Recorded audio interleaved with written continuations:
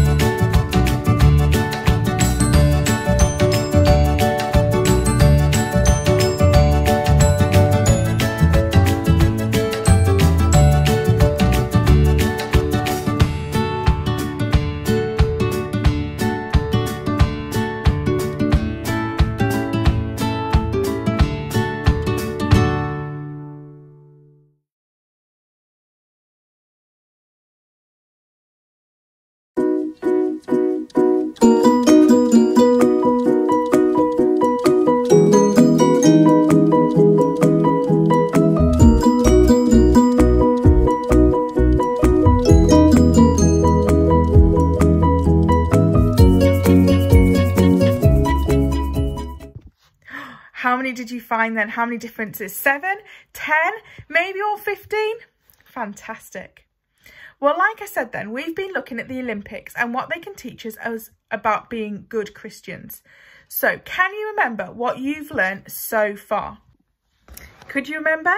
So week 1, we looked at how the Olympic Games are made up of lots of different games in the tournament, and it taught us about how in the church there are lots of different people with different gifts, but we all make up the family of God.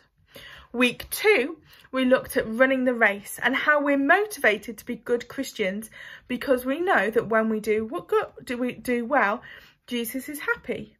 And week 3, we looked at tennis and keeping our eyes on the ball. And we looked at how the story of Peter on the boat and how when he started sinking, it was because he took his eyes off Jesus. And that reminds us that we need to keep our eyes on Jesus. So this week then, we're looking at canoeing. Now I wonder, have you ever been canoeing? And I wonder if there were any things you were worried about when you first stepped out into the water and got into that boat. And maybe if you haven't, what do you think you might be a little bit worried about? Was maybe the boat a bit unsteady under your feet? Were you worried about people inside rocking it? Why then did you still go into that boat if you had those worries? What made you feel safe? Maybe it was the instructor that helped you. Maybe it was the fact that you had the life jacket and other people were helping you. In Christian life then, God sometimes asks us to do things that seem a bit silly, like getting into a boat on some water, or even scary. I wonder if you can think of any of those that have happened in your life. Maybe if you're with your mum saying, oh mum, can we go and get a pasty or something for that homeless person, some nice tea, and giving it to them. Maybe speaking to your friend who you know isn't a Christian about God, something that might seem a bit scary or silly to do. What makes us agree to do those things for God? Well, it's our faith. It's our faith that we trust God will be there to help us. Have a little look at this video then of some people we learn about in Hebrews 11 that were faithful to God and did some scary things or things that might have seemed silly in the Bible. A Hall of Fame is a place that honors people that are exceptional at what they do. It exists to remind future generations of the greatness of these people from the past. Did you know that God has a Hall of Fame to remember the extraordinary people of faith who were written about in the Old Testament? And we can find that Hall of Fame in the New Testament of the Bible. Hebrews 11 tells us that faith is the confidence that what we hope for will actually happen. It gives us assurance about things we cannot see. This faith is what gave people in the old days great fame. This faith is what puts them in God's Hall of Fame. By faith, Abel gave his best to God. By faith, Enoch walked with God and was a friend of God. By faith, Noah listened to God, obeyed God, trusted God, and did what's right. It was by faith that Abraham followed God, and that even Sarah, Abraham's wife, believed that God would keep his promise. It was by faith that Isaac promised blessings for the future to his sons, Jacob and Esau. And by faith, Jacob blessed his sons and worshiped God. By faith, Joseph believed that God would guide him and see him through every troubled time. By faith, Moses looked forward to the great reward that God had in store for him and led the people of Israel out of captivity. It was by faith that Rahab was not destroyed with the people in her city who refused to obey God. And it was by faith that Joshua led the people of Israel. All of these people became famous for their faith, yet none of them received all that God had promised. For God has planned something better for us, so that only together with us would they be made perfect. So since God has given us His Hall of Fame of people who have gone before us and had great faith despite hard times, let us run with endurance the race God has set before us.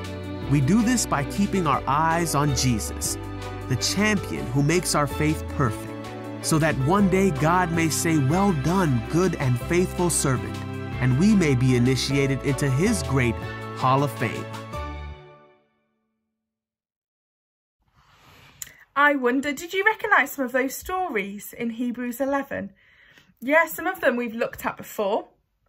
Some of them are, well, they're all in different parts of the Bible, but they're all mentioned there in Hebrews 11 because they are specific examples of people who have been faithful to God.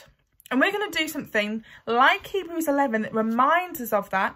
So it will remind you, this craft will remind you about those people who have been faithful, but also to be faithful yourself, because we can trust in God. So I'm going to ask you to get a piece of paper or card, or make it on a presentation, or whatever you want to do. And I want you to draw the shape of a canoe or design a boat and write on it, "Behold, I am with you always." Behold, I am with you always. And that is from Matthew 28:20, if you want to go and look at that. How amazing is that, that we have a God who is here with us always, whether we're getting into a canoe, like that instructor telling us what to do. We have God with us as well.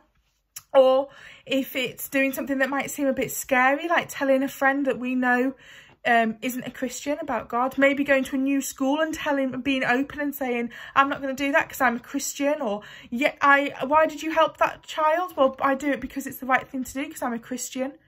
Yeah. So don't forget, sometimes we're asked to do crazy things like that by God, but we have an instructor, God, to help us every single step of the way. How amazing is that? While you're doing that, well, before you do that craft, and before we have our challenge from Ed for this week, let's close together in prayer then. Dear God, thank you that you give us so many examples of people who are faithful to you in the Bible, in that Hebrews 11 that we looked at today. Thank you as well that you are here with us wherever we go. Behold, I am with you always. What an amazing promise that we've got from you. Please be with us and help us to feel that you are with us when we go through some scary or silly situations that we know that we have to do the right thing that might be difficult. Help us to have a lovely week and our holidays, and stay safe. Amen. Amen. Well, thank you so much for worshipping with me today. I will see you next week, but now over to Ed. Thanks, Ed. Hello everybody, good to see you again. Hope you're still enjoying your holidays, you're finding new things to do, not upsetting your parents too much and telling them how bored you are. But if you are, here's a challenge for you. I want you to find a piece of paper and I want you to construct the best boat you can.